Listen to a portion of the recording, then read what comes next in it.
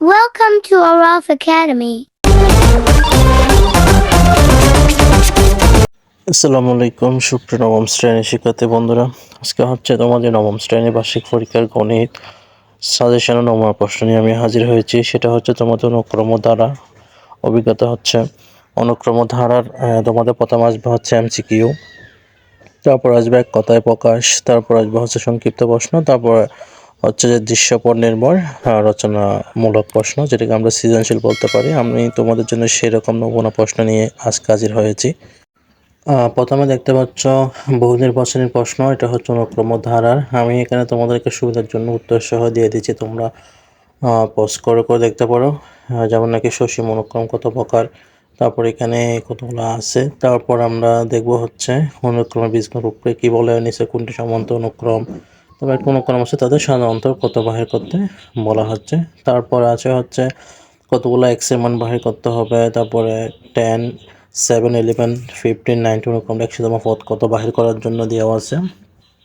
তারপরে পড়া আছে হচ্ছে পাঠ্য বই পৃষ্ঠা 39 পৃষ্ঠারও, এটা গুণোত্তর দ্বারা থেকে অবশ্যই প্রশ্ন আসবে, গুণোত্তর দ্বারা প্রশ্ন দেওয়া আছে। তারপরে এগুলো হচ্ছে সংক্ষিপ্ত প্রশ্ন, যেটাকে এক কথা না, এটা হবে এক কথায় প্রকাশ বা সংক্ষিপ্ত প্রশ্নের মতো প্রশ্ন, যেমন অনুক্রম কাকে বলে, ধ্রুব, তারপর হচ্ছে সাধারণ পদ কত নির্ণয় করতে হবে, তৃতীয় পদ কত নির্ণয় করতে হবে, একটা সূত্র দিয়েছে যেটা সাধারণ পদ সংক্ষিপ্ত অনুক্রমটি লিখতে হবে, এটা হচ্ছে 36 পৃষ্ঠার পড়া। তারপর আছে অনুক্রম কত প্রকার, অনুক্রমে সংখ্যা পদ অনির্দিষ্ট অসীম, তারপর অসীম অনুক্রমে প্রকারভেদ লিখো, এইভাবে দেওয়া আছে। তারপরে আরও অনেক আছে, গুণোত্তর দ্বারা একটু অনুক্রম উদাহরণ দিতে বলছে, তারপর গুণোত্তর দ্বারা সূত্র, অনুপাতের সূত্র, তারপর হচ্ছে গুণোত্তর এনতম পদের নির্ণয় সূত্র, এভাবে দেওয়া আছে। তারপর হচ্ছে ফিবোনাচ্চি ক্রম, ফিবোনাচ্চি ক্রম হচ্ছে 44 পৃষ্ঠার পড়া আছে, যেমন ফিবোনাচ্চি করতে রচিত বইয়ের নাম কি, তারপর একটা ফিবোনাচ্চি তারা দিছে। তারপরে আছে হচ্ছে যে দ্বারা নির্দিষ্ট সংখ্যা তাকে কি বলে, সংখ্যা সাবেক সংখ্যার যোগফলের সূত্র নির্ণয় করতে বলছে। তারপর আসে হচ্ছে রচনামূলক প্রশ্ন, যেটা রচনামূলক না, এটা হচ্ছে সংক্ষিপ্ত প্রশ্ন। সংক্ষিপ্ত প্রশ্নের প্রশ্ন এটা হচ্ছে পাঠ্য বই থেকে আশা করি দেওয়া হবে। এগুলো হচ্ছে সংক্ষিপ্ত প্রশ্নের মতো, তোমাদের ছোট ছোট অঙ্কগুলো করতে হবে। এখানে আমরা দেখতে পাচ্ছি যেটা আছে সেটা হলো তোমাদের কতগুলো পরবর্তী পদ নির্ণয় করতে বলা হচ্ছে, মানে তোমার উত্তর সুবিধার জন্য দেওয়া আছে। তারপর একটা প্রশ্ন হচ্ছে 2, 4, 6, 16 n সংখ্যা পদের সমষ্টিতে হলে n এর মান কত নির্ণয় করতে হবে। তাহলে এখানে খুবই সুন্দরভাবে উত্তর আছে, তোমরা প্রশ্নটা লিখে তারপরে সেটা অ্যান্সার করতে পারো। আরেকটা কাজ আছে 2 - 2 + 2 - 2 দ্বারা 2 2 m + 2 সংখ্যক পদের সমষ্টি কত নির্ণয় করতে হবে, সেটারও উত্তর এখানে আমি দিয়ে দিচ্ছি, তোমরা দেখে নিতে পারো।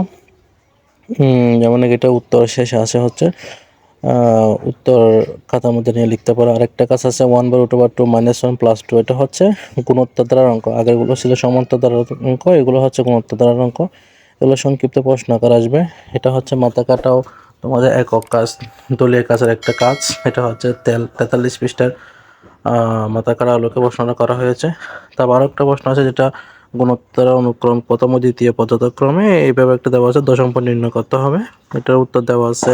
এটা হচ্ছে সেই প্রশ্নের উত্তর যেখানে পঞ্চম পদ 1/3, দশম পদ হচ্ছে 1/279। তারপর একটা পদ, এটাও সংক্ষিপ্ত প্রশ্ন আকার আসবে, একটা দুটো বাহির করতে, তিনটা বাহির করতে দিব না, হয়তো একটা দুইটা বাহির করতে দেওয়া হবে, সেজন্য এটার উত্তরও খুবই সুন্দরভাবে এখানে তোমরা ধারাবাহিকভাবে দেখতে পাচ্ছ। তারপরে হচ্ছে যে এটাও আসতে পারে, যেমন নাকি মিসিং সব ওয়ার্ডগুলো তোমাকে সমান্তর অনুক্রমগুলো বাহির করতে হবে, মানে খালি ঘরগুলো পূরণ করতে হবে, এভাবে এই প্রশ্নগুলো আসবে। তারপরে আসা হচ্ছে এটা হচ্ছে 2 নম্বরের কাজ, 2 নম্বরের কাজ ফাঁকা ঘরের কাজগুলো আছে। তারপর এটা হচ্ছে 3 নম্বরের, প্রথম প্রশ্ন ছিল, এটা হচ্ছে 3 নম্বরের উত্তর, কালীঘরগুলো পূরণ।